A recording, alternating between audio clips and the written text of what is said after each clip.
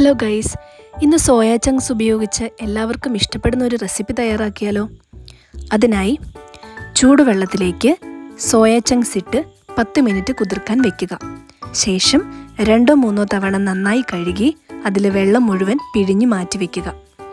അതിലേക്ക് 2-3 table spoon തൈര്, 1/4 teaspoon മഞ്ഞൾപ്പൊടി, 1 ടേബിൾ സ്പൂൺ മുളക് പൊടി, 1/4 ടീസ്പൂൺ കുരുമുളക് പൊടി, 1 ടീസ്പൂൺ കോൺഫ്ലവർ, ആവശ്യത്തിന് ഉപ്പ് എന്നിവ ചേർത്ത് നന്നായി യോജിപ്പിക്കുക. ശേഷം 1 മണിക്കൂർ മാരിനേറ്റ് ചെയ്യാൻ വെക്കുക. 1 മണിക്കൂറിന് ശേഷം ഒരു പാനിൽ കുറച്ച് എണ്ണയൊഴിച്ച് മാരിനേറ്റ് ചെയ്ത സോയാ ചങ്ക്സ് ഗോൾഡൻ നിറമാകുന്നത് വരെ ഫ്രൈ ചെയ്ത് മാറ്റിവെക്കുക. അതേ പാനിലേക്ക് കുറച്ചുകൂടി എണ്ണയൊഴിച്ച് ചെറുതായി എരിഞ്ഞ സവാള ചേർത്ത് വഴറ്റുക. തുടർന്ന് ഇഞ്ചി, വെളുത്തുള്ളി, പച്ചമുളക് എന്നിവ ചേർത്ത് നന്നായി വഴറ്റുക. സവാള ചെറുതായി ബ്രൗൺ നിറമാകുമ്പോൾ 1/2 ടീസ്പൂൺ കോൺഫ്ലവർ ചേർത്ത് പെട്ടെന്ന് ഇളക്കുക.